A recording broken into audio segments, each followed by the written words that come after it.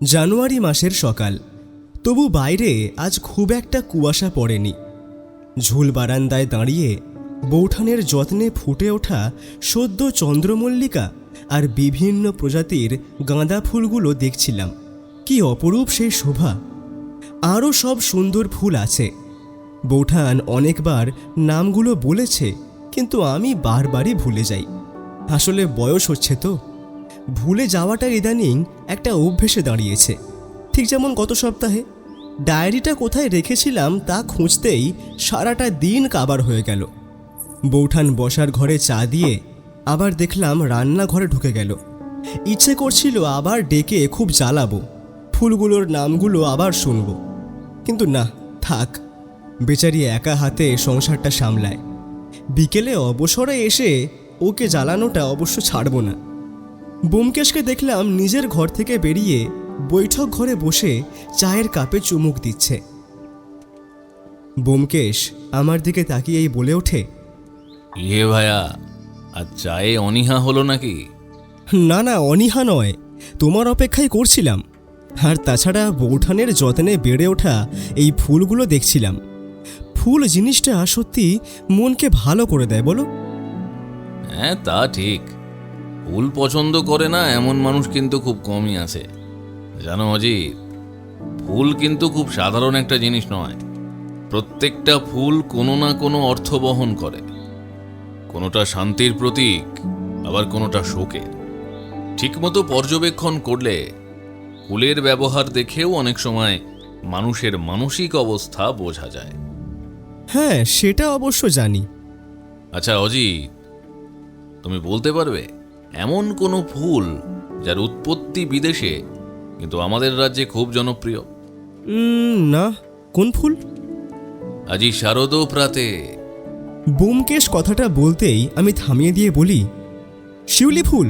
আজ্ঞে হ্যাঁ, শিউলি গাছ এশিয়ার দক্ষিণ পূর্ব থাইল্যান্ড থেকে পশ্চিমে বাংলাদেশ, নেপাল এবং ভারত জুড়ে বিস্তার লাভ করেছে। থাইল্যান্ডের কাঞ্চনাবুড়ি প্রদেশের জাতীয় ফুল হল শিউলি ফুল। আর আমাদের দেশে, বিশেষ করে আমাদের রাজ্যে তো শিউলি ফুলের গন্ধ মানেই মা আসছেন। কিন্তু জানো অজিত, শিউলি যেমন ভোরের আলো ফোটার আগেই ঝরে যায়, অনেক মানুষের জীবনও তেমনই কোনো এক অজানা অন্ধকারে অকালেই ঝরে পড়ে যায়।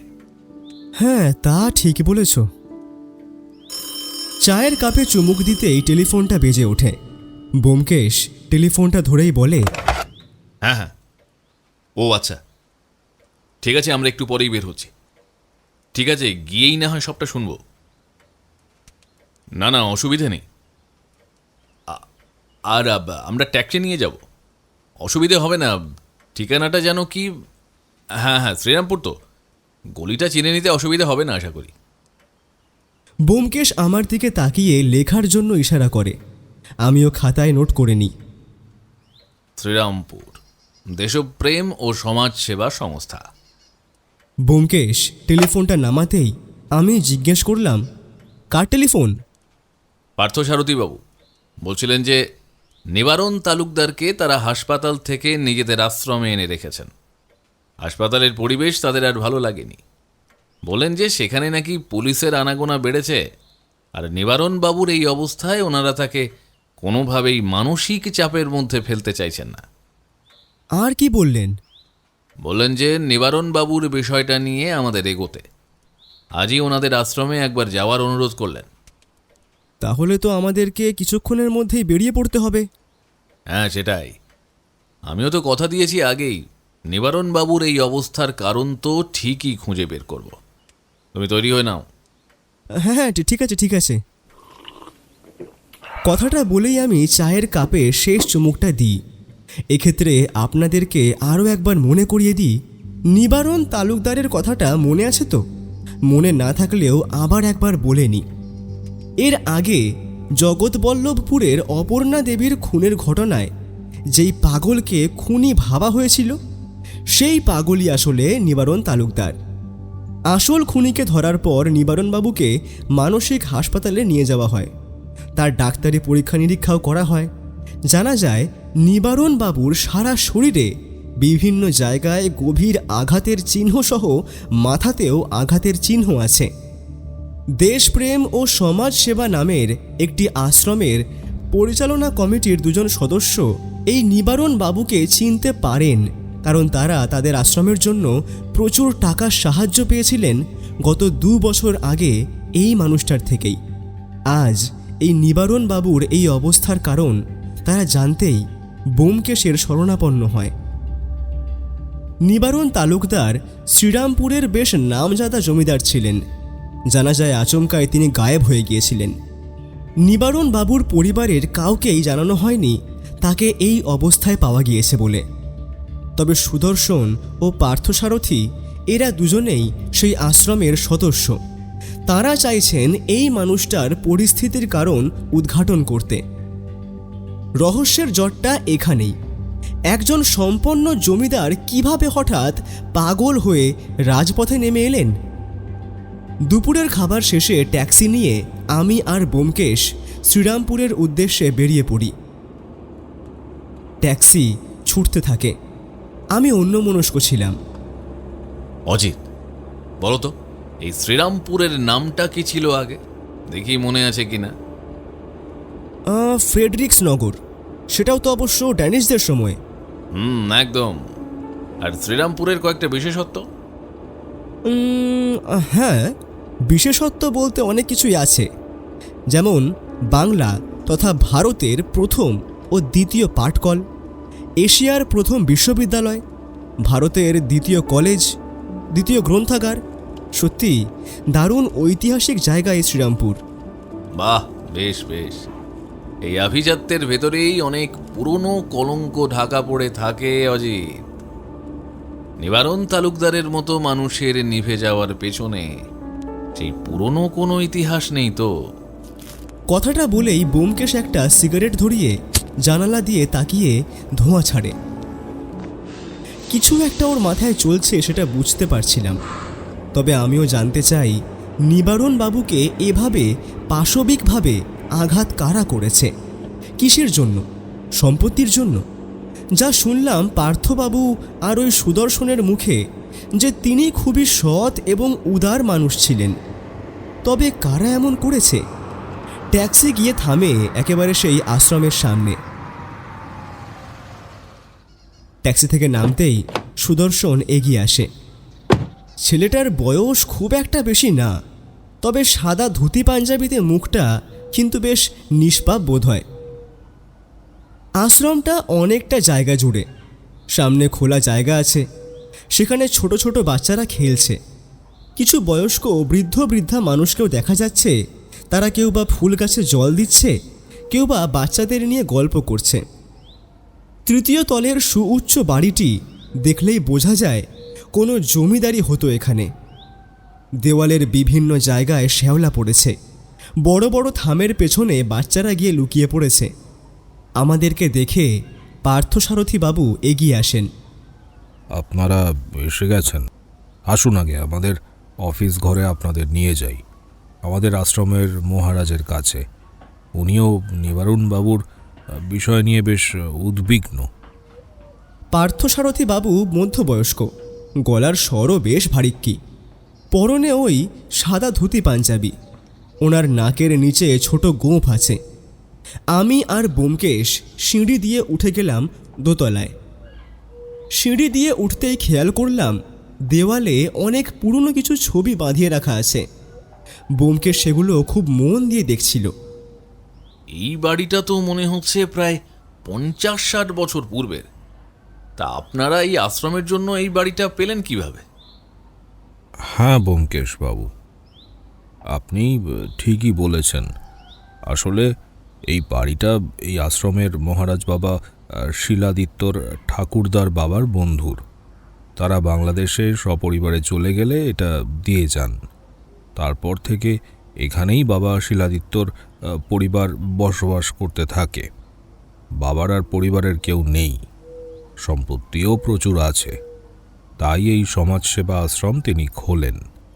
পুরো বাড়িটা যেন একাই শিলাদিত্য মহারাজ আগলে রেখেছেন, ঠিক যেমন কোনো দুর্ভেদ্য দুর্গ। বাবার এই ঘরটাতেই একসময় নিবারণ বাবুদেরও যাতায়াত ছিল বলে শুনেছি। খুব ভালো উদ্যোগ নিয়েছেন। সত্যি এমনটাই বা কজন ভাবতে পারে। সিঁড়ি দিয়ে উঠতেই দেখি একটি মেয়ে, বয়স 15 কি 16 হবে, মাথা নিচু করে নামছে।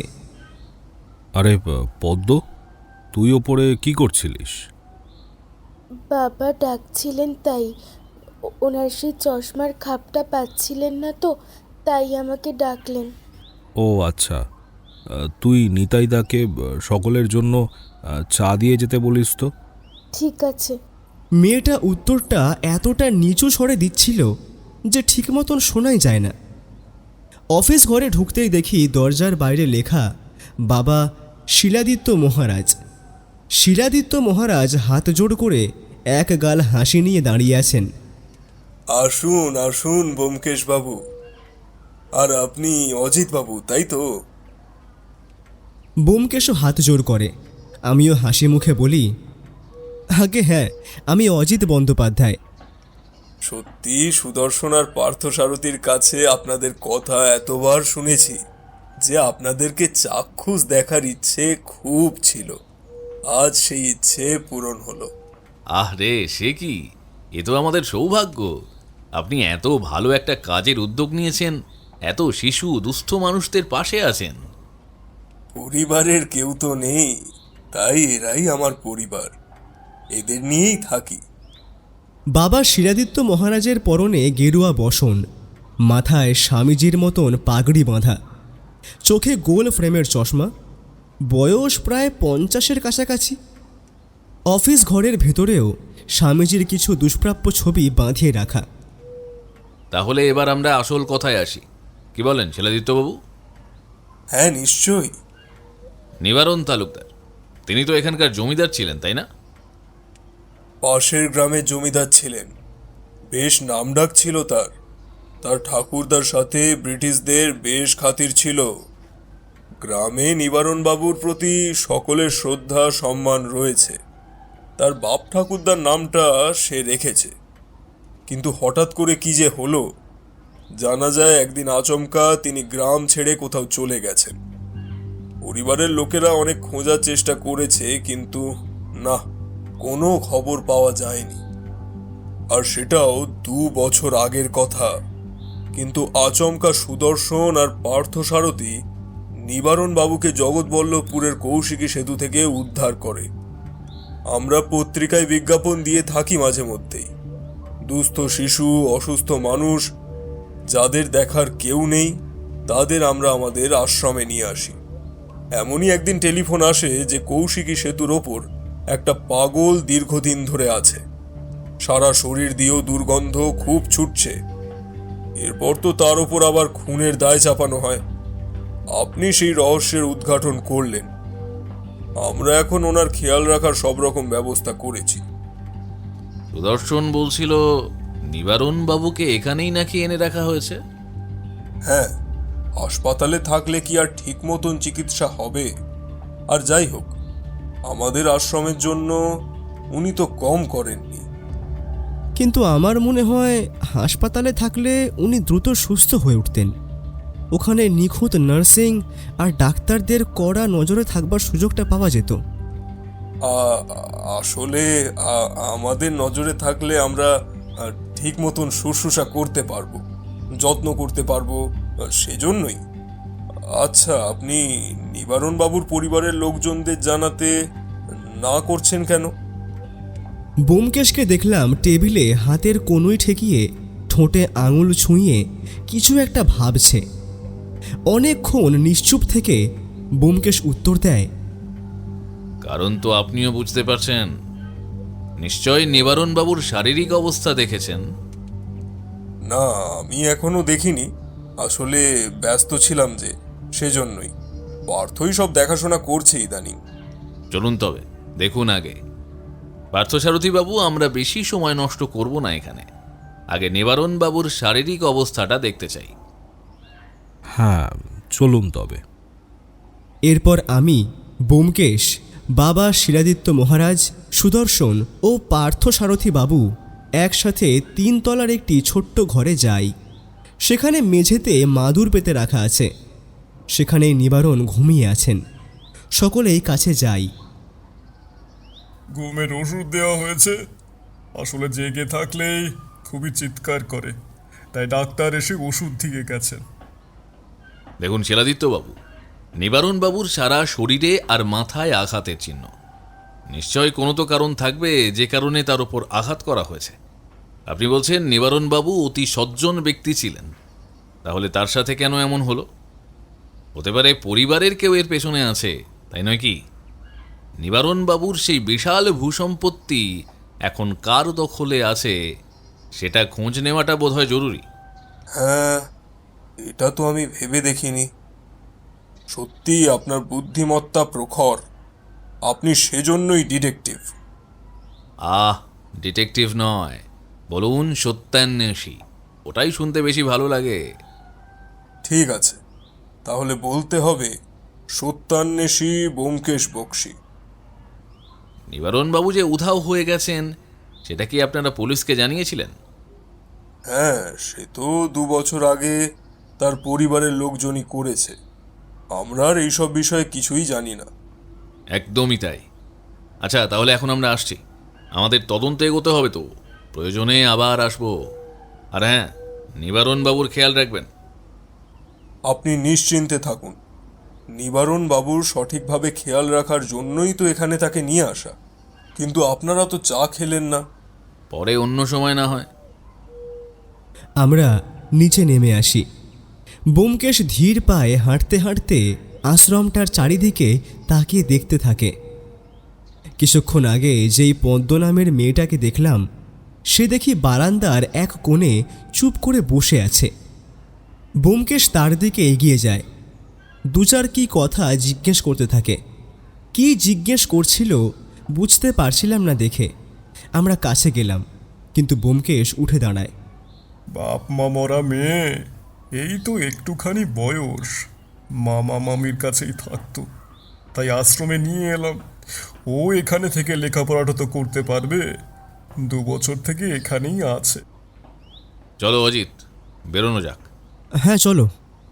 পার্থসারথীবাবু, আমাদের এই তদন্তে তো আপনাকে লাগবেই। আপনিও চলুন আমাদের সাথে। আপনার আশ্রমের নথিপত্র আর নিবারণবাবুর পুরনো চিঠিপত্রগুলো একবার আমাকে দেখা দরকার। কিন্তু আমি চলে গেলে এদিকটা। সেটা আমি সামলে নেব, তুমি যাও ওনাদের সাথে। ঠিক আছে, চলুন তবে।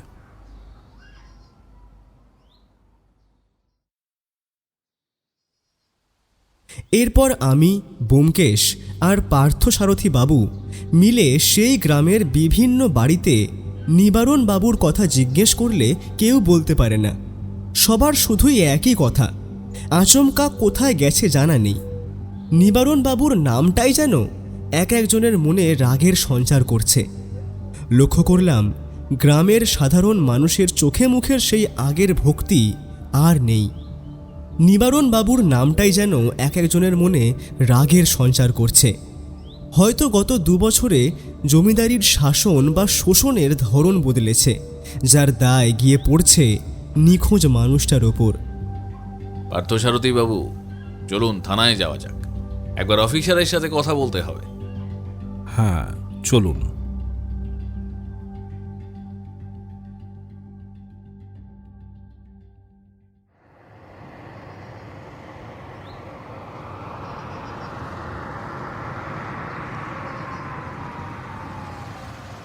ট্যাক্সি এসে থামে শ্রীরামপুর থানার সামনে। থানার ভেতর ঢুকতেই অফিসারের কেবিনের সামনে দাঁড়িয়ে ব্যোমকেশ বলে, আসতে পারি? আসুন। পুলিশ অফিসার নির্মল বটব্যাল তখন মন দিয়ে কিছু কাজ করছিলেন। তিনি মাথা নিচু করেই কথাটা বলেন। নমস্কার অফিসার, আমি ব্যোমকেশ বক্সী। আর আমি অজিত বন্দ্যোপাধ্যায়। কি? ব্যোমকেশ? মানে সত্যান্বেষী ব্যোমকেশ? আগে হ্যাঁ, আমি সত্যান্বেষী ব্যোমকেশ। আরে কি সৌভাগ্য আমার! আসুন আসুন, আমি তো ভাবতেই পারছি না। আপনার বুদ্ধির তারিফ তো খবরের কাগজে প্রায়ই পড়ি, আজ সামনাসামনি দেখা হবে ভাবিনি। পুলিশ অফিসার নির্মল বটব্যাল ব্যোমকেশকে দেখে যেন আনন্দিত হয়ে ওঠে। নির্মলবাবু, আপনার কাছ থেকে জরুরি তথ্য চাই। হ্যাঁ নিশ্চয়ই, বলুন না।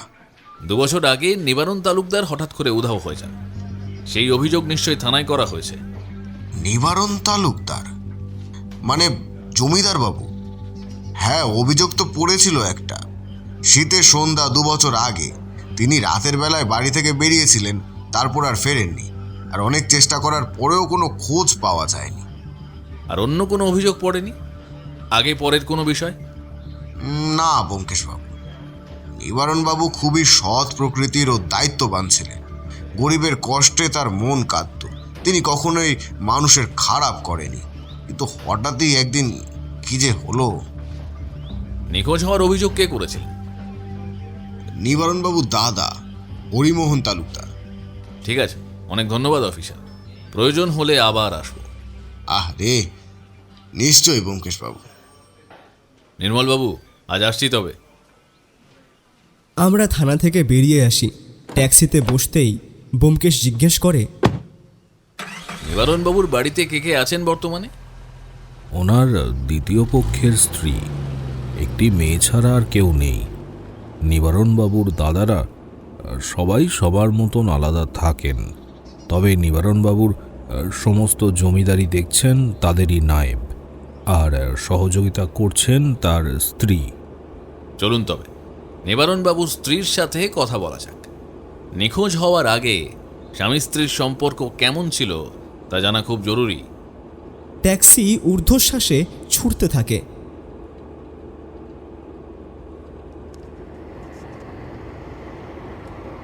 নিবারণ বাবুর বাড়ির সামনে দেখা যায় এক বিশাল মানুষের সারি। বাড়িটা বিশাল, লাল ইটের বনেদি স্থাপত্য। তবে রক্ষণাবেক্ষণের অভাবে দেওয়ালে নোনা ধরেছে। এরা সবাই এখানে কাজ করে। প্রতি সপ্তাহে তাদের পারিশ্রমিক দেওয়া হয়, সেটাই নিতে এসেছে সবাই। ব্যোমকেশ এগিয়ে যায় সামনের দিকে। ব্যোমকেশকে দেখে নায়েব কৃষ্ণকান্তবাবু এগিয়ে আসেন। কৃষ্ণকান্তবাবুর বয়স 60-এর ওপর। চোখে গোল ফ্রেমের চশমা। ওনার চাহনি খুব একটা সুবিধে ঠেকল না আমার কাছে। আপনাকে তো ঠিক নমস্কার, আমি সত্যান্বেষী ব্যোমকেশ বক্সী।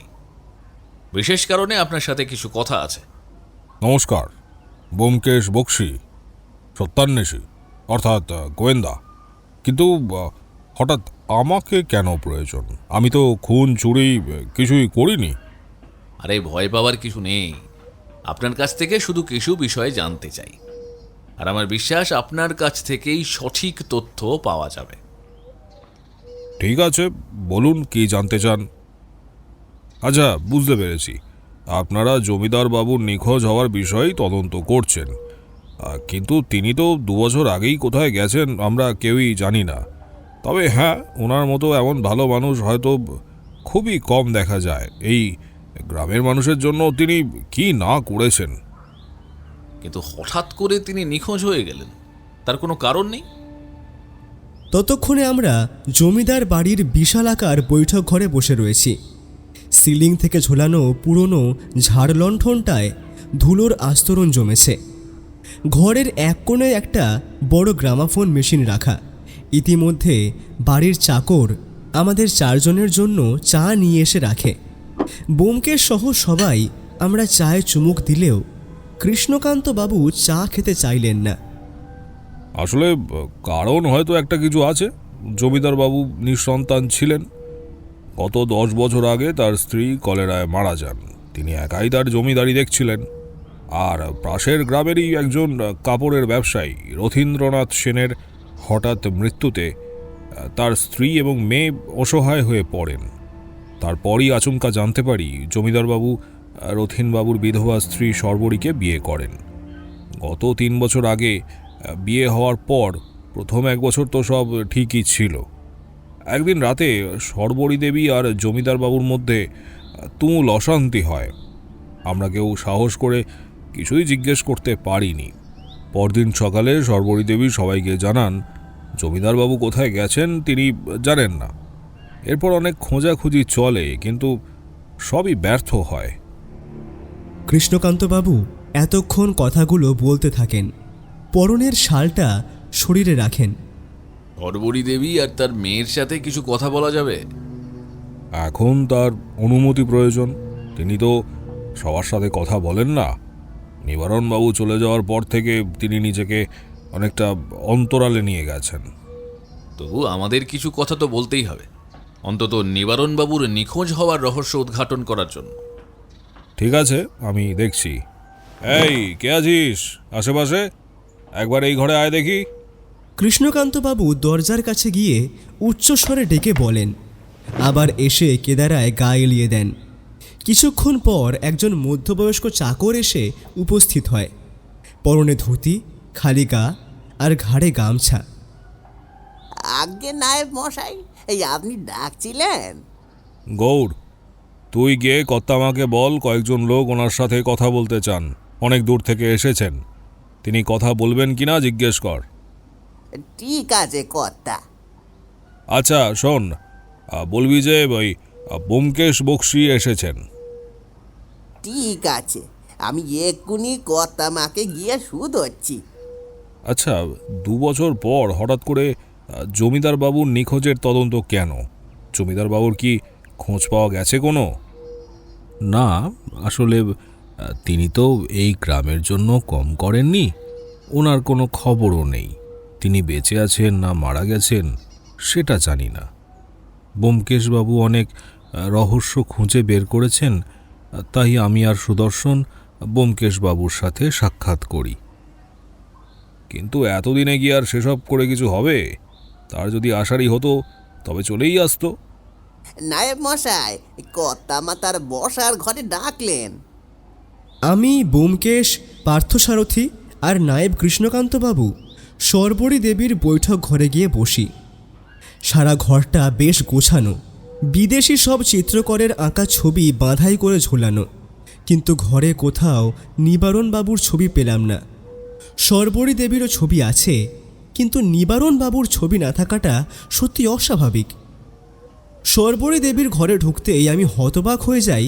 সত্যি এত সুন্দরী মহিলা বোধহয় দেখতে কমই হয়। এই সৌন্দর্যের জন্যই হয়তো নিবারণবাবু বিয়ে করেছেন। যেমন মাথার লম্বা ঘন চুল, তেমনই গায়ের গড়ন, শরীরের লাবণ্যতা যেন ঝরে পড়ছে।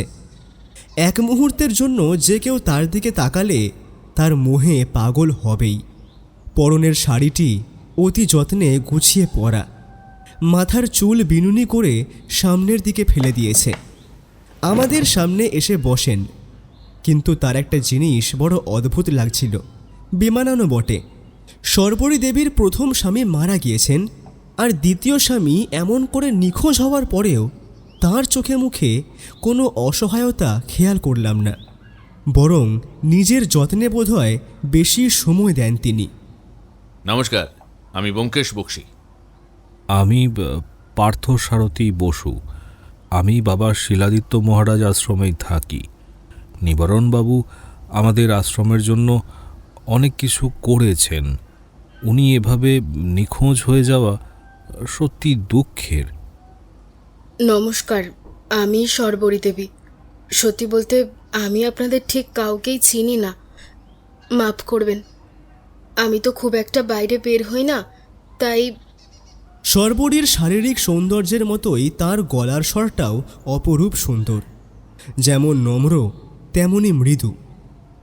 না, ঠিক আছে, আমি আসলে সত্যের অনুসন্ধান করি। বলতে পারেন নেশা আর পেশা এটাই। নিবারণবাবুর যেহেতু কোনো খোঁজ পাওয়া যায়নি, তাই পার্থসারথীবাবু যেটা বললেন আমাকে এই রহস্যের কিনারা করার জন্য, আর সেজন্যই আপনাকে কিছু জিজ্ঞেস করতে চাই। বলুন। যেদিন রাতে তিনি নিখোঁজ হয়ে যান, এদিন কি আপনাদের সাথে কোনো রকম ঝামেলা হয়েছিল নিবারণবাবুর সাথে? মানে এসব কি প্রশ্ন? দয়া করে প্রশ্নের উত্তর দিন। কি হয়েছিল সেদিন রাতে? আমি ব্যক্তিগত প্রশ্নের কোনো উত্তর দেব না। আর তাছাড়া আপনি কি বলতে চাইছেন? আমার কারণেই তিনি এই গ্রাম ছেড়েছেন? না হওয়ার তো কোনো কারণ নেই সর্বরী দেবী।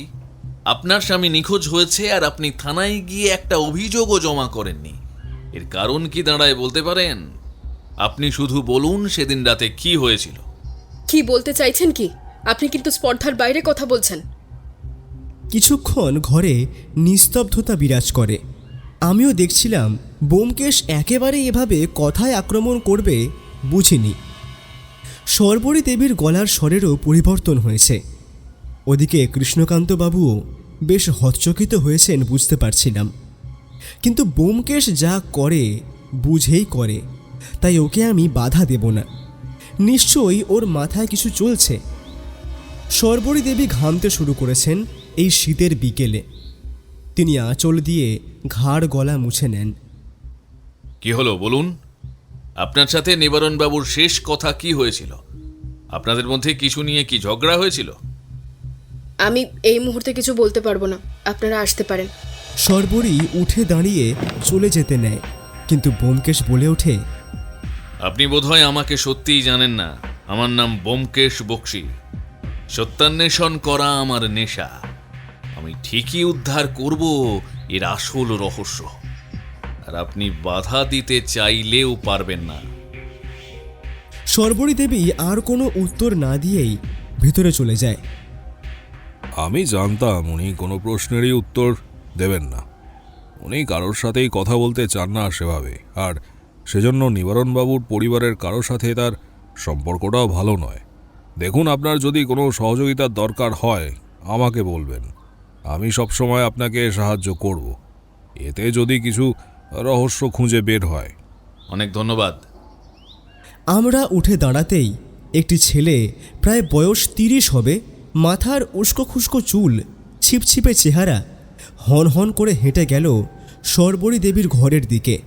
ছেলেটার চাউনিতে একটা বুনো অস্থিরতা ছিল, যা আমার নজর এড়ালো না। উনি মানিকবাবু, সর্বরী দেবীর ভাই। এখানে মাঝে মাঝেই আসেন। ব্যোমকেশ আর কোনো উত্তর দেয় না। আমরা সকলেই জমিদার বাবুর বাড়ি থেকে বেরিয়ে পড়ি।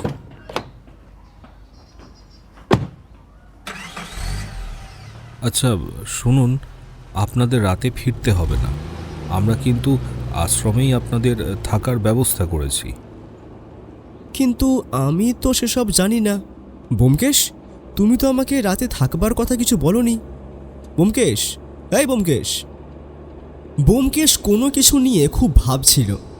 অনেকবার ডাকার পর সে উত্তর দেয়, হ্যাঁ বলো। হ্যাঁ, আমিও জানতাম না রাত হয়ে যাবে। ভেবেছিলাম আজ বাড়ি ফিরে যাব, কাল আসবো আবার। কিন্তু এই বাড়ির অলিগলিতে যে পরিমাণ রহস্য লুকিয়ে আছে, তাতে এক রাতে কিচ্ছু হবে না অজিত। আপনাদের থাকার সমস্ত ব্যবস্থা আমরা করে ফেলেছি, নিশ্চিন্তে থাকুন। আর আশা করি আপনি খুব তাড়াতাড়ি এই রহস্যের হদিশ করতে পারবেন। তুমি কি এখনো কিছু আন্দাজ করছো? কি চলছে বলো তো তোমার মনে? অনেকটাই ভেবেছি, কিন্তু হিসেব মিলছে না। তাও কিছু তো বলো, কি আন্দাজ করলে? অজিত, একটা শিউলি ফুল যেমন রাতে ফোটে আর ভোরে ঝরে যায়, এই জমিদার বাড়ির রহস্যটাও অনেকটা সেই রকমই। কেউ একজন খুব যত্ন করে আলো আসার আগেই সব প্রমাণ ঝরিয়ে দিতে চাইছে। তবে সে ভুলে গেছে, বোঁটার সেই কমলা দাগ কিন্তু মাটিতে থেকেই যায়।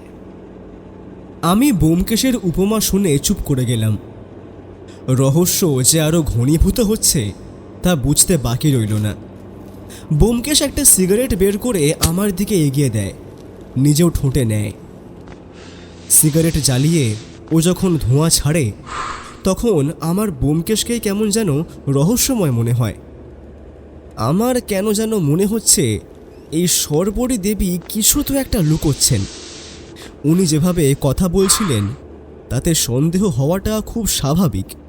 তিনি এই সব কিছুর পেছনে নেই তো? যেটা না হওয়ারও তো কিছু নেই। হতেই পারে তিনি সম্পত্তির জন্য এমনটা করেছেন, আবার সেটা নাও হতে পারে। এখনই কিছু বলা যাচ্ছে না। আর তাছাড়া পুলিশও খুব একটা এই বিষয় নিয়ে নাড়াঘাটা করছে না, হয়তো সর্বরী দেবীর কথাতেই। তবে মনে রেখো অজিত, উনি যদি সর্বরী দেবী হন, তবে তিনি নিজেই আমাদের ডেকে কথা বলার ঝুঁকি নিতেন না। ট্যাক্সি এসে থামে আশ্রমের সামনে। পার্থসারথীবাবু, এই যে নিবারণবাবু আশ্রমে আছেন এবং তিনি জীবিত, এই কথা আশ্রমের বাইরে যায়নি তো? বা যাবে না তো? আপনি নিশ্চিন্তে থাকুন। এই কথা আপনি যতক্ষণ না বলবেন ততক্ষণ পর্যন্ত কেউ জানবে না। কিন্তু আমি নিশ্চিন্ত হতে পারছি না।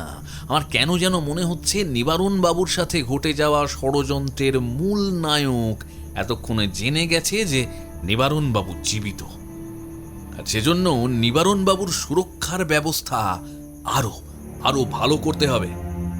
ব্যোমকেশের কথায় আমি যুক্তি দেখছিলাম। পার্থসারথী বাবু আমাদের একটা ঘরে নিয়ে যায়, বেশ পরিচ্ছন্ন। দুটো ছোট ছোট চৌকি আছে, একটা মাটির জ্বালায় জল, একটা টেবিল, দুটো চেয়ার আর কিছু খবরের কাগজ। লণ্ঠন টিম টিম করে জ্বলছিল, সেটার আলো বাড়িয়ে দেয় পার্থসারথী বাবু। একতলারই বারান্দার কাছাকাছি এই ঘরের পেছনে বড় বড় গাছ রয়েছে। জানলাটা খুলে দেখেই আবার বন্ধ করে দিলাম। তবে ঘরের দরজার পাশের জানলাটা খোলাই ছিল। ব্যোমকেশ আর আমি কথা বলতে বলতেই আচমকা জানলা দিয়ে কেউ একজন একটা ঢিল ছুঁড়ে দিয়েই পালিয়ে গেল। জানালায় কোনো লোহার শিক ছিল না। আমি জানলা দিয়ে মুখ বের করতেই দেখি ধুতি পরা, গায়ে চাদর জড়ানো কেউ দৌড়ে পালিয়ে যাচ্ছে। এত রাতে ঢিল ছুড়ল কেন? আশ্চর্য তো। কেউ কি আমাদের ভয় দেখাবার চেষ্টা করছে নাকি? এটা শুধু ঢিল নয়, এটা একটা চিঠি। পাথরটার গায়ে কাগজটা খুব শক্ত করে বাঁধা আছে। ব্যোমকেশ ঢিলটা হাতে নেয়। সেটা একটা কাগজে পাথর মুড়ে ছুঁড়েছিল। পাথরটা ফেলে কাগজটা খুলে দেখে তাতে লেখা আছে, আপনি এক্ষুনি আশ্রমের পেছন দিকের শিব মন্দিরে একা আসুন। নিবারণ বাবুর সম্বন্ধে কিছু কথা আছে। আমি আসছি অজিত। কি বলছো ব্যোমকেশ? এই রাতের অন্ধকারে তুমি একা যাবে? আমি আসছি তোমার সঙ্গে। একা যাওয়ার মানে তো বিপদে পা বাড়ানো। ভায়া, আমার কিন্তু তোমাকে নিয়ে খুব চিন্তা হচ্ছে। না, আমি একাই যাব। তুমি ঘর থেকে বেরিও না। নিবারণ বাবুর ঘরের দিকে নজর রাখো। আমি যদি আধ ঘন্টার মধ্যে না ফিরি তাহলে তুমি কাউকে সাথে নিয়ে চলে এসো। চিন্তা করো না, আমি সাবধানে থাকব। ব্যোমকেশ ওই অন্ধকারেই বেরিয়ে যায়। কিন্তু আমি চিন্তায় বসে থাকতে পারছিলাম না, শুধু পায়চারি করে চলেছি। বারবার ঘড়ি দেখছি। প্রায় 20 মিনিট হয়ে যাওয়ার পর পার্থসারথী বাবুকে নিয়ে আমি শিব মন্দিরের দিকে যাই। কিছু দূর যেতেই চিৎকারের শব্দ পাই। আমি তো হন্তদন্ত হয়ে ছুটছি। গিয়ে দেখি ব্যোমকেশের মাথা ফেটে দরদর করে রক্ত বেরোচ্ছে। ও মাটিতে পড়ে আছে, আর একজন ছুরি নিয়ে ওর দিকে ঝাঁপিয়ে পড়তে যাচ্ছে। ব্যোমকেশ! আমার চিৎকারে সেই লোকটি দৌড়ে পালাতে যায়। ওর মুখটা সেই বাঁদর টুপি দিয়ে ঢাকা থাকায় অন্ধকারে ঠিক বুঝতে পারছিলাম না। আমি দৌড়ে গিয়ে ওকে ধরতে যাই, কিন্তু পারি না। ধুতি কোমরে টান দিতেই কিছু একটা হাতে চলে আসতেই লোকটি পালিয়ে যায়। হাতে নিয়ে দেখি একটা মহিলাদের সোনার বালা। বালাটা পকেটে ভরে ব্যোমকেশকে আমি আর পার্থসারথী বাবু ঘরে নিয়ে যাই। রাতারাতি ডাক্তার ডাকা হয়। যেই ডাক্তার আশ্রমের রোগীদের চিকিৎসা করেন তিনি এলেন। মাথায় ব্যান্ডেজ করে কিছু ওষুধও দিলেন। মাথার আঘাতটা খুব গুরুতর ব্যোমকেশ বাবু। লাঠির ঘা লেগেছে মনে হচ্ছে। অল্পের জন্য বেঁচে গেছেন। হাসপাতালে একবার দেখিয়ে নেবেন আর নিয়মিত ওষুধগুলো নেবেন। ডাক্তার চলে যেতেই আমি পার্থসারথী বাবুকে বললাম, পার্থবাবু, একটু গরম জলের ব্যবস্থা করতে পারবেন? হ্যাঁ, নিশ্চয়ই। তোমাকে বারবার সাবধান করেছিলাম, এবারে কি উত্তর দেবে বৌঠানকে? ইস, কত রক্ত ঝরছে। আচ্ছা, তুমি ওখানে যাওয়ার পর কি হলোটা কি? তুমি কি লোকটাকে চিনতে পেরেছিলে? কিছুই না।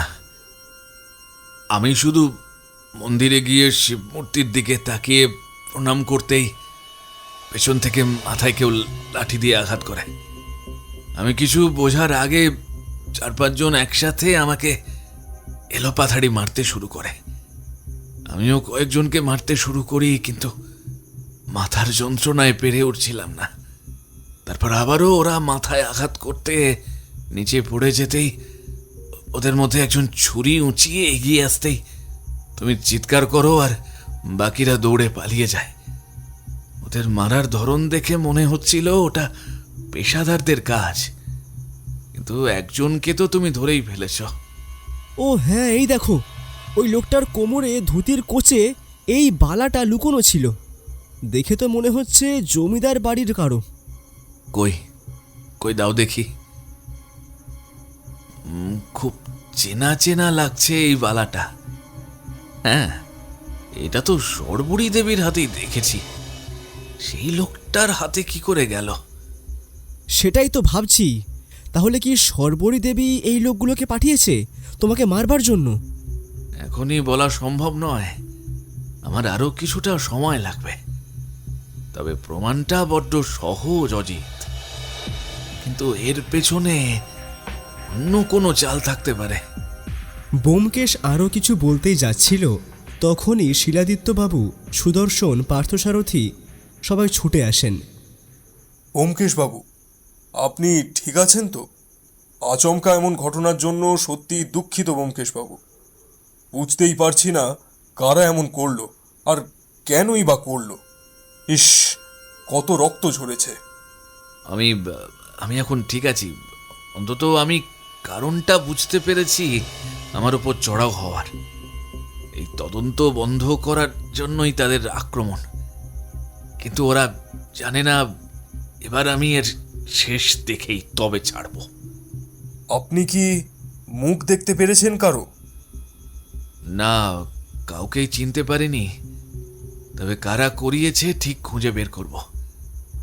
এবার তো আমাকে এই রহস্যের উদ্ঘাটন করতেই হবে। রাতে আর বেশি কথা হলো না। ব্যোমকেশের জন্য খারাপ লাগছিল, মাথায় এত বড় চোট পেয়েছে। সারা রাত আজকের সারা দিনের ঘটনাগুলো মনে করতে করতে কখন যে ঘুমিয়ে পড়েছি খেয়াল নেই।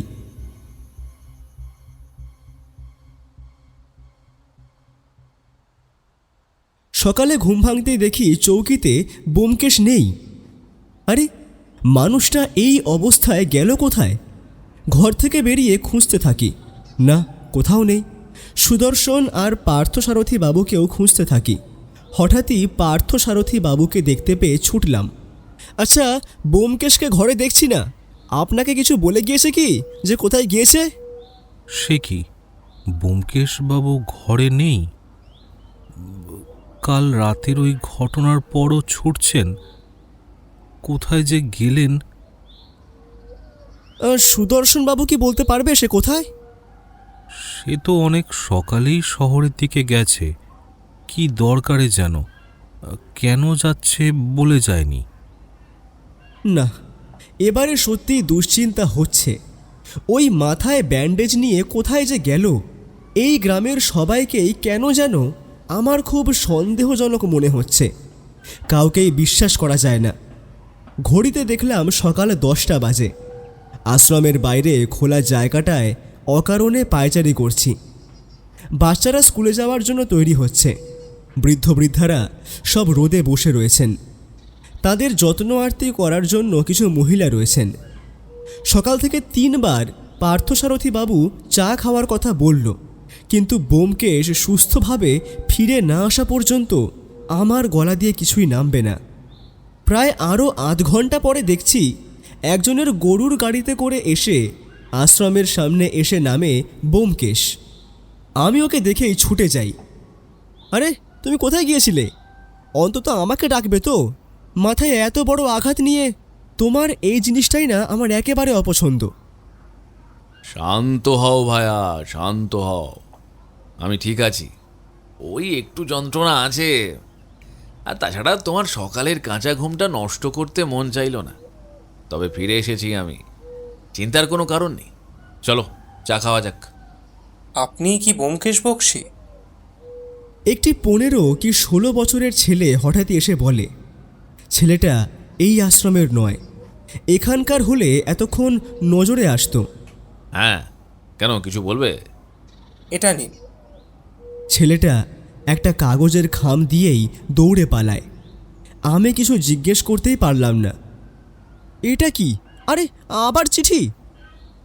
তাই তো দেখছি। কার চিঠি? কিছু লিখেছে? সর্বরী দেবী কিছু জরুরি কথা বলতে চায়, একা দেখা করতে বলেছে। আমি আর তোমায় একা ছাড়ছি না, আর এই অবস্থায় তো নয়। আচ্ছা আচ্ছা, বেশ, চলো তবে। কিন্তু ব্যোমকেশ, স্নান করে কি পরবো? গতকালের ধুতি পাঞ্জাবিটা। আমি কথাটা শেষ না করতেই পার্থসারথী বাবু বলেন, সেই নিয়ে আপনাদের চিন্তা করতে হবে না। আপনাদের ঘরের চকিতে আপনাদের জন্য নতুন ধুতি পাঞ্জাবি রাখা আছে। শুকনো কাপড় পরলে শরীরটাও চনমনে লাগবে। স্নান সেরে জামা কাপড় পরতেই দেখি পার্থসারথী বাবু আর একটি ছেলে আমাদের জন্য সকালের খাবার নিয়ে এসেছেন। আশ্রমে নিরামিষ রান্না হয়, লুচি, ফুলকপির ডালনা, ছোলার ডাল আর রসগোল্লা। সেগুলো খেয়েই জরুরি কাজে বেরোচ্ছি বলেই আমরা দুজনে বেরিয়ে পড়ি। কোথায় যাচ্ছি সে কথা কাউকে জানানো হয়নি। অজিত, চাদর দিয়ে মাথাটা ঢেকে নাও। যতটা পারো নিজেকে আড়াল করে যাওয়াটাই ভালো। তা কোথায় দেখা করতে চেয়েছেন সর্বরী দেবী? বললেন তো পুরনো জমিদার বাড়ির পেছনে ভাঙা মন্দির আছে যেখানে, সেখানে। আমি কিন্তু কিছুই বুঝতে পারছি না। এত জায়গা থাকতে, বাড়ি থাকতে এমন লুকিয়ে গোপনে কথা বলবার কী অর্থ? কিছু তো একটা বিষয় আছে। দেখি আগে শুনি তার বক্তব্য। সর্বরী দেবী এখন খুব বিপদে আছেন বলেই মনে হচ্ছে। আচ্ছা, তুমি সকালে কোথায় গিয়েছিলে বলো তো? বলবো, সব বলবো, সময় হলে সব বলবো। এখন আর কিছু জিজ্ঞেস করো না। সামনে একটা গরুর গাড়ি আসছে, চলো তাতেই উঠে বসা যাক।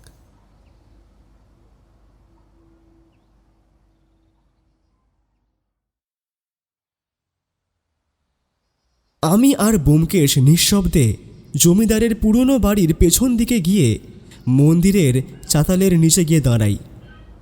এদিকটা লোকজনের আনাগোনা কম, আর বড় বড় সেগুন, নিম, মেহগনি গাছের ভিড়ে কুয়াশায় ঢেকে আছে। কিছুক্ষণ পর সর্বরী দেবী গায়ে শাল জড়িয়ে উপস্থিত হন। আমি তো আপনাকে একা আসতে বলেছিলাম, কিন্তু আপনি নিশ্চিন্তে থাকুন। ও অজিত, আমার ভাই। অজিত ছাড়া এই ব্যোমকেশ একদম অসম্পূর্ণ। তাই কেন ডেকেছেন সেটা বলুন। অজিত সব কথা জানে, আপনি মন খুলে বলতে পারেন। সর্বরী দেবী আরও কাছে আসতেই ব্যোমকেশ চাদরটা সরিয়ে কাঁধে ফেলতেই সর্বরী দেবী চমকে ওঠেন। এ কি, আপনার মাথায় ব্যান্ডেজ কেন? কি হয়েছেটা কি? কাল তো ঠিকই ছিল। আপনি অবাক হচ্ছেন? আশ্চর্য, আপনার এমন অভিব্যক্তি আমাকে অবাক করছে সর্বরী দেবী। বড্ড বেশি অবাক হওয়ার নাটক করছেন মনে হচ্ছে। মানে কি বলতে চাইছেন আপনি? বলতে চাইছি যে আপনি তো গত রাতে আমাকে মারার জন্য লোক পাঠিয়েছিলেন, আর এখন এত অবাক হওয়ার অভিনয় করছেন দেখে সত্যিই আমি অভিভূত। কি বলছেন আপনি ব্যোমকেশ বাবু? আমি আপনাকে কেন মেরে ফেলতে চাইব? বরং কাল রাতে আমি আমার পরিচিত কয়েকজনের কাছে ব্যোমকেশ বক্সী সম্বন্ধে জিজ্ঞেস করতেই আপনার কাজের প্রশংসা শুনে মনে হয়েছে আপনাকেই বিশ্বাস করা যায়। আপনি পারবেন আমাকে সহযোগিতা করতে। আমি লোক পাঠালে নিজের লকারের চাবি দিয়ে গয়না বার করে তাদের হাতে দিতাম না। আপনি যদি কাল আমাকে মারার জন্য লোক না পাঠিয়ে থাকেন, তাহলে যারা আমার ওপর আক্রমণ করে তাদের মধ্যে একজনের কাছে এটা কি করে গেল? আরে, এটা তো আমার বালা। সকাল থেকে তো আমি খুঁজেই পাচ্ছিলাম না। আমার রাতে গয়না পরে শোয়ার অভ্যেস নেই, তাই সমস্ত গয়না আমি লকারে খুলে রেখে ঘুমাই। কিন্তু সকাল থেকেই দেখছি এটা নেই। চাবি আমার ড্রেসিং টেবিলের ওপরেই থাকে। কে নিল বুঝতে পারছি না। ভালোই গল্প তৈরি করেছেন দেখছি। প্রথমে নিজের স্বামী, তারপর নিবারণ বাবুর সম্পত্তি নিজের করে তাতে রাজত্ব করে এখন বলছেন আপনাকে সহযোগিতা করতে। সম্পত্তিটা কি এখন আপনার একার জিম্মায় আছে সর্বরী দেবী? ব্যোমকেশের কথার মধ্যে অন্যরকম ভাব লক্ষ্য করছিলাম। বুঝতে পারছিলাম যে সে জোর করে সর্বরী দেবীর মুখ থেকে আসল সত্য বের করতে চায়, আর সর্বরী দেবীও তাতে উত্তেজিত হয়ে উঠছিল। দেখুন ব্যোমকেশ বাবু, আপনি আমার সম্বন্ধে না জেনে আমাকে অনেক কথা বলে ফেলেছেন। আমি সত্যিই জানি না আমার বালাটা কখন কিভাবে চুরি হয়েছে আর কে চুরি করেছে। আর আমি আপনাকে এখানে ডেকেছিলাম আমার স্বামীর অথীন্দ্রনাথের আসল খুনিকে খুঁজে বের করার জন্য। আমি তার জন্য আপনার পারিশ্রমিকও নিয়ে এসেছি। আমার স্বামীর মৃত্যুটা কোনো দুর্ঘটনা ছিল না ব্যোমকেশ বাবু। নিবারণবাবু হয়তো সেই একই চক্রের শিকার। কিন্তু এই কথা তো আপনি বাড়িতেই বলতে পারতেন। এখানে গোপনে ডেকে আনার অর্থ? আপনার বাড়িতে তো নায়েব মশাই থেকে শুরু করে ভৃত্যের দল সবাই রয়েছে, সেখানে নিরালায় কথা বলার কি জায়গা ছিল না? আমি চাইনি আমি আপনার সাথে কথা বলছি সেটা কেউ জানুক, তাই টেলিফোন করিনি। আর যেটা বলবো বলে এসেছি সেটা এখনো বলিনি, শুনুন তবে। আমার স্বামী রথীন্দ্রনাথ আর আমাদের একমাত্র মেয়ে সুরভিকে নিয়ে সুখের সংসার ছিল। আমার মেয়ে গান আর নাচ দুটোতেই খুব ভালো। ও লেখাপড়ার পাশাপাশি গান আর নাচের স্কুলেও যেত। সুরভির বাবা প্রায়ই ব্যবসার জন্য বাইরে থাকতেন। যখন আসতেন আমাদের সংসারে আনন্দের সীমা থাকতো না। এমনই একদিন সন্ধ্যায় সুরভির বাবা বাড়ি ফেরেন। আমি সুরভিকে নিয়ে গানের স্কুলে গিয়েছিলাম। বাড়ি ফিরে দেখি ওর বুকে পেটে ছুরি ঢুকিয়ে কেউ খুন করেছে। এই দৃশ্যটা সুরভি মেনে নিতে পারেনি। আমার হাসি খুশি মেয়েটা একদম নিশ্চুপ হয়ে যায়। পুলিশে অভিযোগ জানানো হয়, বারংবার পুলিশকে বললেও পুলিশ খুনির কিনারা করতে পারে না। আমি এই শোকটা কাটিয়ে উঠলেও সুরভি কাটিয়ে উঠতে পারেনি। ও গান করা বন্ধ করে দিল। ব্যবসাটা আমাকেই দেখতে হতো, কিন্তু আমার বিধবা হওয়াটা সমাজের চিল শকুনদের নজরে পড়ল। আর মেয়েটাও বাদ গেল না। ও স্কুলে একা ভয়ে যেতে পারতো না। একদিন রাতে আচমকাই সুরভির চিৎকারে ঘুম ভেঙে যায়। দেখি সারা ঘরের আলো নেভানো। কয়েকজন লোক আমাদের ঘরে ঢুকে পড়ে, সুরভিকে টানতে টানতে বাইরে নিয়ে যাচ্ছে। আমি ছুটে গেলে সুরভিকে আমি পালিয়ে যেতে বলি, কিন্তু নিজের লাজ আর বাঁচাতে পারিনি। চিল শকুনের দলগুলো আমাকে ছিঁড়ে খায়। এই শরীরটা আমার আর রাখতে ইচ্ছে করেনি। আমি সেই রাতেই নদীতে ঝাঁপ দিয়ে আত্মহত্যা করতে যাই। আর তখনই আমাকে নিবারণবাবু বাঁচান। তিনি বলেন আমি মরে গেলে অপরাধীরা বেঁচে যাবে, অন্তত সুরভির জন্য আমাকে বাঁচতে হবে। তিনি আমাকে শুধুমাত্র স্ত্রীর অধিকার দিয়েই বাড়িতে তোলেন। তিনি বলেছিলেন, সর্বরী, তুমি আমার বাড়িতে আশ্রিতা নও, গৃহিণী হয়ে থাকবে। তোমার মেয়ের দায়িত্ব আমার। ধীরে ধীরে মানুষটার প্রতি আমার খুব শ্রদ্ধা হয়েছিল। কিন্তু হঠাৎই দেখতে লাগলাম নিবারণবাবু অনেক রাত করে বাড়ি ফিরতেন। জিজ্ঞেস করলে বলতেন জরুরি কাজ ছিল। তিনি মদ্যপানও শুরু করেছিলেন। সুরভিও ধীরে ধীরে সহজ হতে শুরু করেছিল। একদিন অনেক রাতে টেলিফোনটা বেজে ওঠে। এক অচেনা ব্যক্তির কণ্ঠস্বর। বলছে নিবারণবাবু নাকি প্রতি রাতে বাইজি বাড়ি যান, সেখানে অনেক টাকা পয়সা নষ্ট করেন। আমি প্রথমটায় বিশ্বাস করিনি, কিন্তু যখনই বলল আজ সে বাইজির জড়ো আর ঝুমকো দিয়েছে, আমার মনে সন্দেহ হলো। আমি মাঝরাতেই বেরিয়ে গেলাম বাইজি বাড়ির উদ্দেশ্যে। সেখানে গিয়ে নিবারণবাবুকে পাইনি, কিন্তু বাইজির থেকে আমার জড়ো আর ঝুমকোটা নিয়ে আসি। এর আগেও নাকি তাকে নূপুর জোড়া দিয়েছে। তারপর আমার ভাই মানিক সেখানে হাজির হয়। ও বলে যে নিবারণবাবুকে এখানে দেখে অনেক ঝামেলা করে, আর দুজনের বাগবিতণ্ডায় নিবারণবাবু মানিককে খুব মারধরও করে। আমার মাথায় একেবারে আগুন জ্বলছিল। আমি বাড়ি ফিরতেই দেখি চারিদিকে অন্ধকার। ভেতর থেকে সুরভির চিৎকার ভেসে আসছিল। বাড়িতে যেদিন কেউ ছিল না, আর সেই সুযোগটারই অপেক্ষা করছিল বোধহয়। আমি অন্ধকারে হাতড়ে হাতড়ে এগিয়ে যাই। মানিক আমার সাথেই ছিল। সে বাইরে গিয়ে আলো জ্বলছে না কেন সেটা দেখতে যায়। আমি শুধু সুরভির চিৎকারটা শুনেছিলাম, আর তখনই আলো জ্বলে ওঠে। দেখি দেখি নিবারণবাবু আমার মেয়ের কাছে। আমি তার কাছ থেকে মেয়েকে টেনে নিজের কাছে নিয়ে আসি। সুরভি অঝরে কাঁদতে থাকে। নিবারণবাবুর নজর যে আমার মেয়ের ওপর ছিল আমি বুঝতেই পারিনি। আমি একটা ভুল মানুষের সাথে দিন কাটাচ্ছিলাম। নিবারণবাবু এমন কিছু করতে পারে বলে আপনার মনে হয়, যে কিনা আপনার প্রাণ বাঁচিয়েছিল? যে মানুষ নিজের বিপদের ঝুঁকি নিয়ে আপনার মেয়েকে আগলে রাখার প্রতিশ্রুতি দিয়েছিল, সেই হঠাৎ করে লম্পট হয়ে উঠল। এটা কি আপনার কাছে খটকা লাগেনি? মনে তো করিনি আমি, কিন্তু আমার কাছে আমার মেয়েই সব। তাকে ওই রকম অবস্থায় দেখে আমি মাথা ঠিক রাখতে পারিনি। তাই নিবারণবাবুকে বলে দিই, তিনি যদি এই বাড়িতে থাকেন আমাদের পক্ষে থাকা সম্ভব নয়, আর আমরা মা মেয়ে যেদিকে দু চোখ যায় সেদিকেই চলে যাব। নিবারণবাবু সেদিন কিছু বলেননি? বলেছেন, তিনি আমাদের যেতে বলেননি, শুধু বলেছিলেন সর্বরী, আমি জানি না তুমি কিভাবে এটা ভাবতে পারলে যে তোমার মেয়ের প্রতি আমি এমন আচরণ করতে পারি। যাই হোক, আমি আর কিছু বলবো না। তবে তুমি এই তালুকদার পরিবারের বউ, তোমার সম্মান রক্ষা করার আমার দায়িত্ব। তোমাদের কোথাও যেতে হবে না। তবে আমি তার আগে তোমাকে সত্যি কথাগুলো বলছি।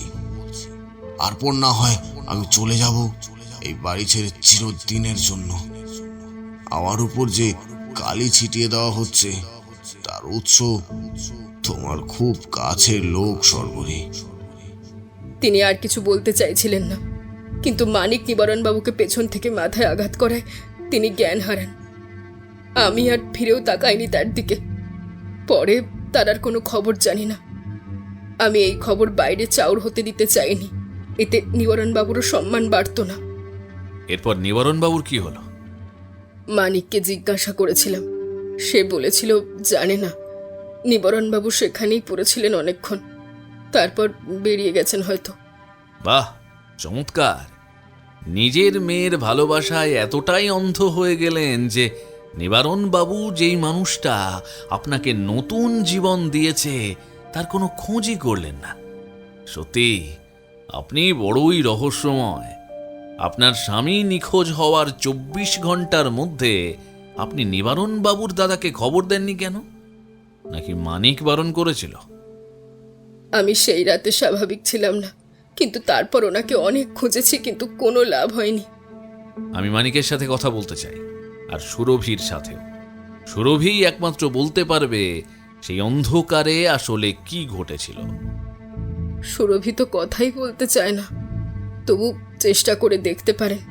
তবে হ্যাঁ, আমিও চাই সুরভির বাবার আসল খুনি আর নিবারণবাবুর কি হলো সেই বিষয়ে জানতে। সর্বরী দেবী কতটা সত্যি কথা বললেন জানা নেই, তবে যখন তিনি জানবেন যে নিবারণবাবু জীবিত আর তিনি ফিরে আসবেন, তখন তার কি অভিব্যক্তি হবে। আমার একটা বিষয় খুবই অদ্ভুত লাগছিল, যে শুধুমাত্র তাদের এই ভেতরের খবর যেন বাইরে না আসে, তার জন্য নিবারণবাবুর জীবনটার এই অবস্থা। এরপর সর্বরী দেবী চলে গেলে ব্যোমকেশ আর আমি জমিদার বাড়িতে যাই। সুরভির ঘরে ব্যোমকেশকে সর্বরী দেবী নিয়ে যান। আমি বাইরেই অপেক্ষা করছিলাম বৈঠক ঘরে। কিছুক্ষণ পর কৃষ্ণকান্তবাবু আসেন। তিনি আমাকে জিজ্ঞেস করলেন, তদন্ত কতদূর এগোলো? খালি হাতে তো আর সত্যান্বেষী ফিরে যান না। কিছু কি সূত্র পেলেন? সবে তো মাত্র 24 ঘন্টা হলো, আরও কিছুটা সময় দিন।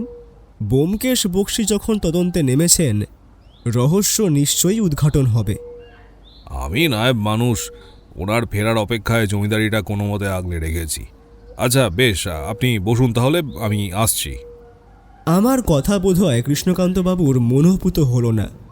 তিনি উঠে বেরিয়ে যেতেই দেখলাম একটি বছর 30-এর ছেলে ভেতরে ঢোকে।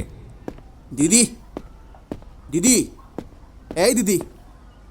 বুঝতে বাকি থাকে না আমার যে এই তাহলে মানিক। হাতে আবার দেখছি রজনীগন্ধার মালা পেঁচিয়ে বারবার তার ঘ্রাণ নিচ্ছেন তিনি।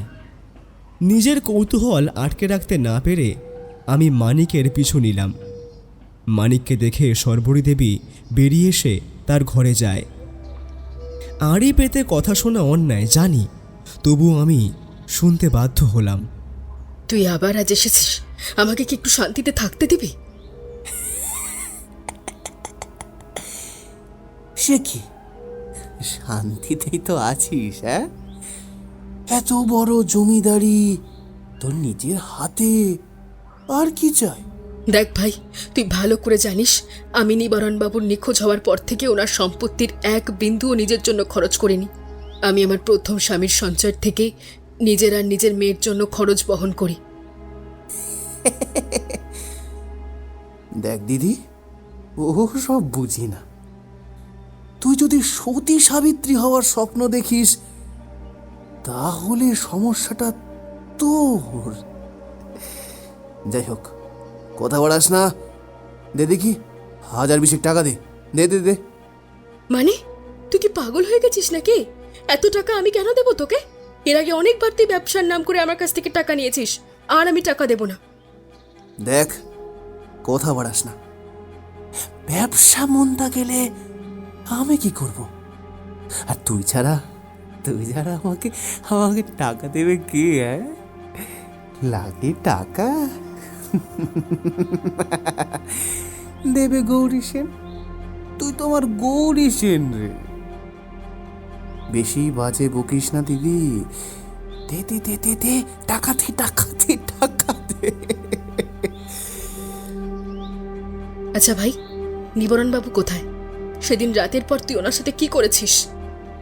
কিসব ফালতু জিজ্ঞাসা করছিস? হ্যাঁ, আমি কি করেছি? সেদিন তো তোর মেয়েকে বাঁচানোর জন্যই আমি শুধু একটু আঘাত করেছিলাম। তারপর কি হয়েছে আমি কি করে জানবো? ব্যোমকেশ বক্সী একজন গোয়েন্দা, তিনি তদন্ত করছেন। তুই যদি কিছু করেও থাকিস, মনে রাখিস তোর পালানোর পথ বন্ধ। তিনি তোর সাথে কথা বলতে চান। আমার সাথে? কিন্তু কেন? আমি কি করেছি? সে তো তুই জানিস তুই কি করেছিস, তবে ছাড় কেউ পাবে না।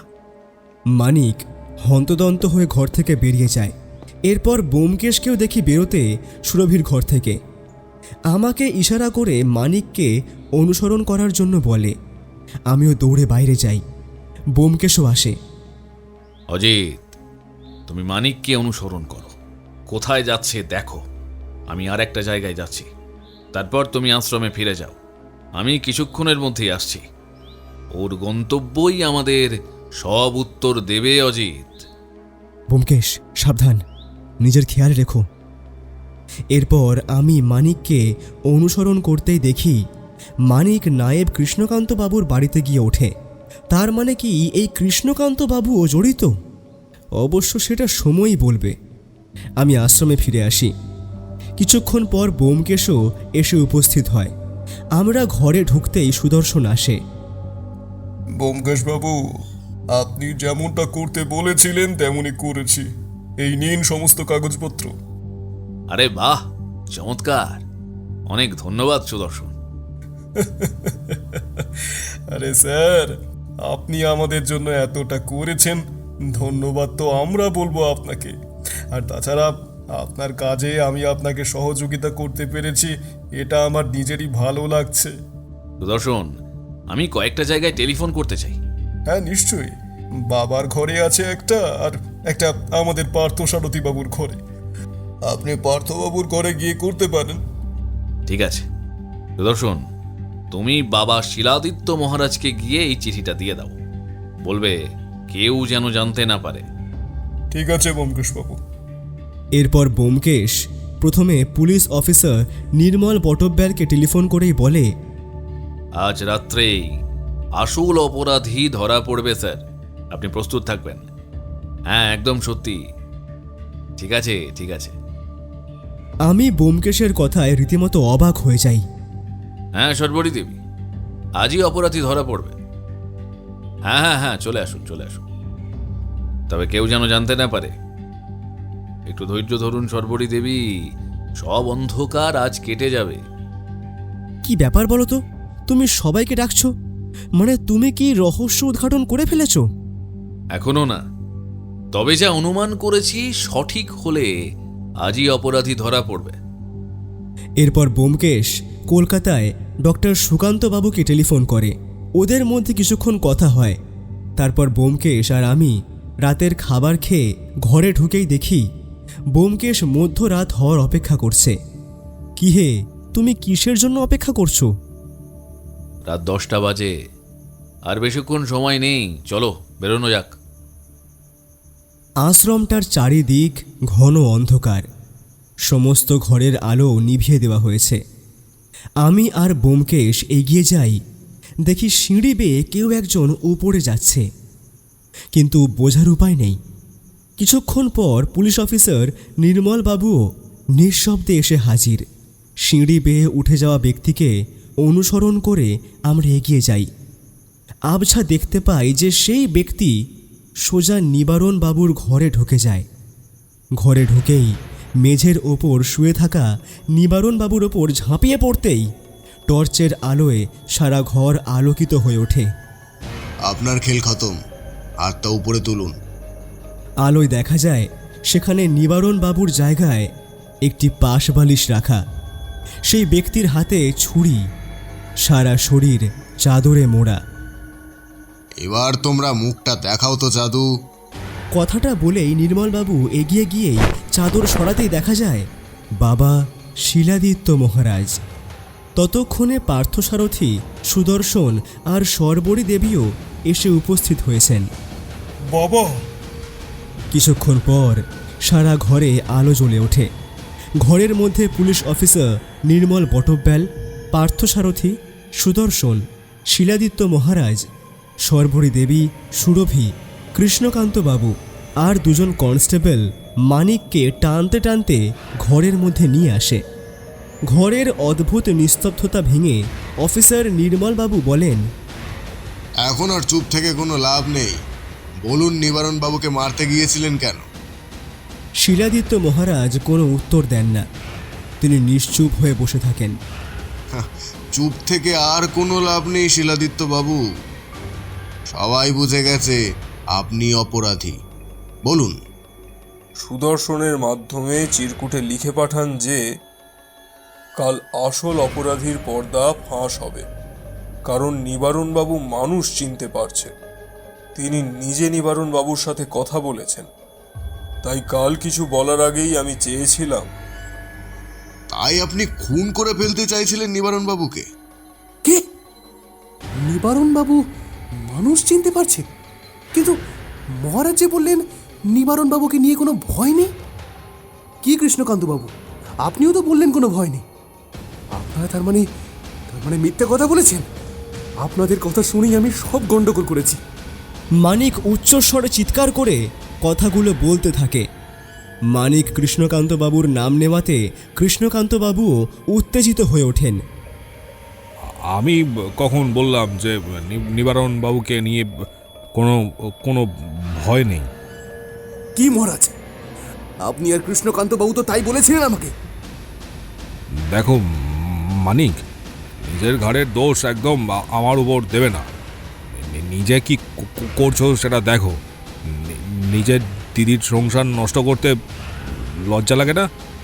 আর মহারাজ, নিবারণ বাবুকে পাগল করার কুপ্রস্তাব তো আপনিই দিয়েছিলেন।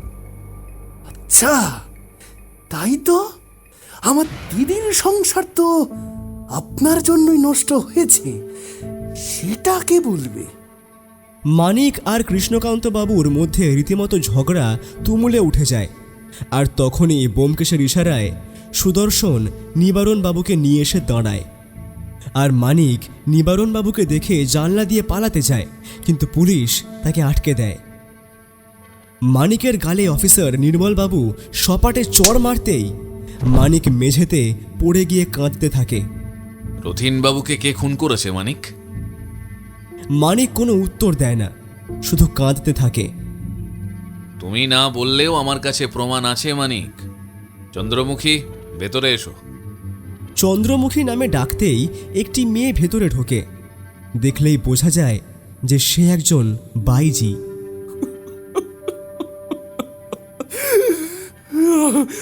আমি খুন করেছি। হ্যাঁ হ্যাঁ হ্যাঁ, আমি খুন করেছি।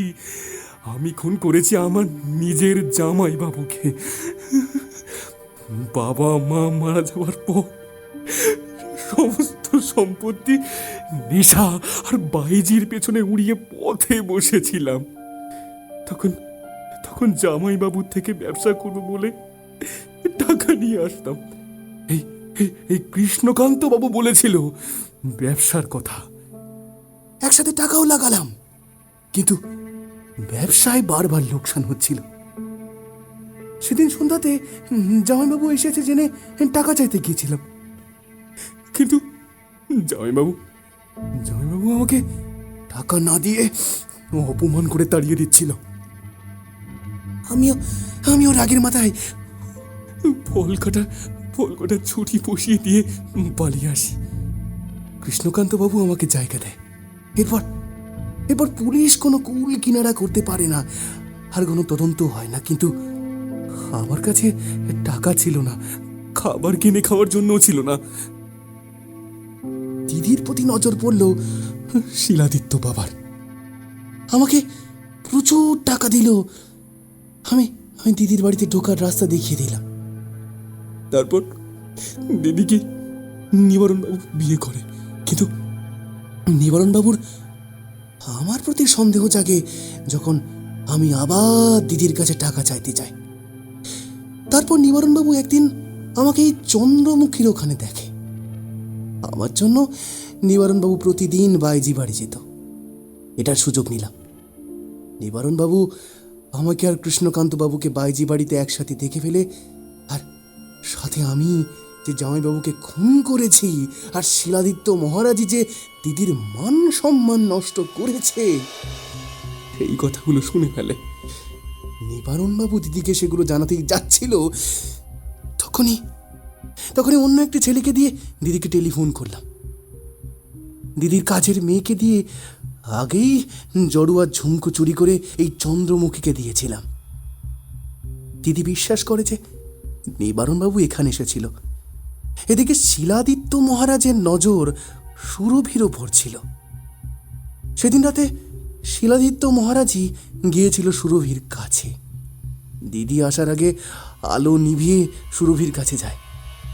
নিবারণবাবুকে আমি এটাও বলি যে দিদির মেয়ের সম্মান রক্ষা করতে পারলে যান তাড়াতাড়ি। পরিকল্পনা ছিল নিবারণবাবু যখন ঘরে ঢুকবে ততক্ষণে দিদি চলে আসবে, নিবারণবাবুকে দোষী ভাববে। হয়েছিলও তাই। তারপর নিবারণ বাবু কিছু বলার আগেই তুমি মাথায় আঘাত করো। তারপর তার সাথে কি করা হয়? আমি ভেবেছিলাম মানিককে সাহায্য করলে জমিদার বাবু আর থাকবে না, তাহলে ধীরে ধীরে সম্পত্তি নিজের নামে করতে পারবো। এরপর নিবারণবাবুর জ্ঞান ফিরলেই আমার কাছে যায়, আর আমার লোক নিবারণবাবুকে মেরে নদীতে ভাসিয়ে দেয়। কিন্তু নিবারণবাবু কি করে মানুষ চিনছেন? তিনি তো পাগল হয়ে গেছেন। হ্যাঁ, ঠিকই ধরেছেন। মাথায় খুব জোরে আঘাত পাওয়ায় নিবারণ বাবুর মানসিক স্থিতি ঠিক নেই। আমার প্রথম দিনই শিলাদিত্য বাবুর উপর সন্দেহ হয়েছিল। যখন ওনার ঘরে ঢুকতে যাই তখন পদ্মকে দেখি মন মরা হয়ে সিঁড়ি থেকে নামতে। চুলের একটা বিনুনিতে ফিতে ছিল, আরেকটাতে ছিল না। আরেকটা ফিতে ছিল শিলাদিত্য মহারাজের ঘরে। এরপর পদ্মর সাথে কথা বলে জানতে পারি তার আসল অভিসন্ধি কি। সুদর্শনকে দিয়ে নিবারণবাবুর ওষুধের কাগজ নিয়ে কলকাতায় পাঠাই। জানতে পারি যে ভুল ওষুধ দেওয়া হচ্ছিল এতদিন। সুস্থ হওয়ার থেকে নিবারণবাবু ধীরে ধীরে মৃত্যুর দিকে এগিয়ে যাচ্ছে, আর সেজন্যই তাকে হাসপাতাল থেকে এখানে এনে রাখা হয়েছে। সুরভির সাথে কথা বলে বুঝতে পারি তার বাবা তার সাথে, অর্থাৎ নিবারণবাবু তার সাথে কখনোই খারাপ কিছু করতে পারে না, কিন্তু সে তার মাকে আর কিছুই বলতে পারেনি। এরপর হরিমোহন বাবুর কাছ থেকে, অর্থাৎ নিবারণবাবুর দাদার কাছ থেকে মানিকের সম্বন্ধে জানতে পারি।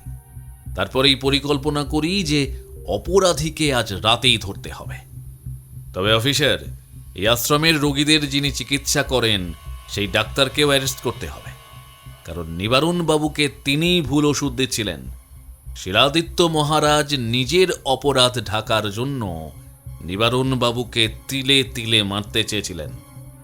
তার ব্যবস্থা খুব শীঘ্রই হবে ব্যোমকেশবাবু। অনেক ধন্যবাদ আপনাকে। তুমি বেঁচে আছো, আমাকে ক্ষমা করে দিও তুমি। আমি সত্যি ক্ষমার যোগ্য নই। আমি একটা শয়তানের কথায় এমন এক মহান মানুষকে ভুল বুঝেছি।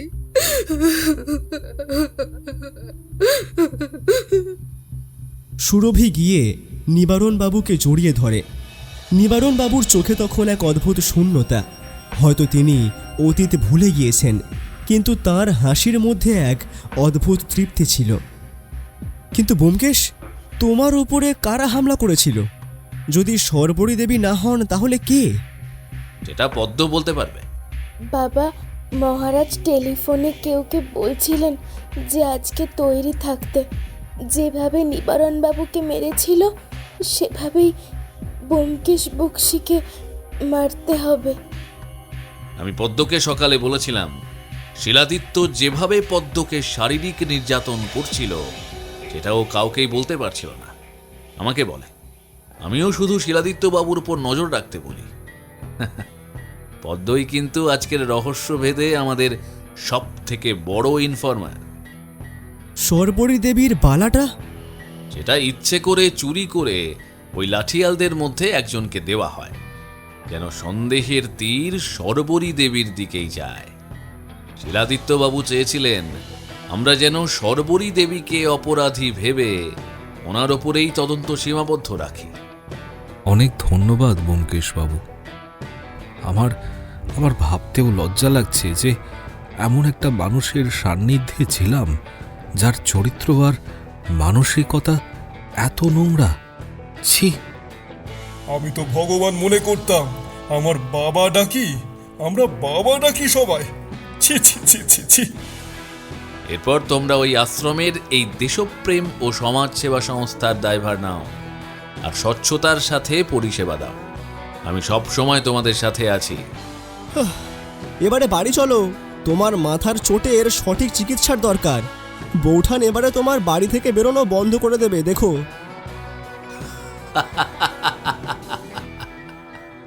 তা ঠিক, তা ঠিক।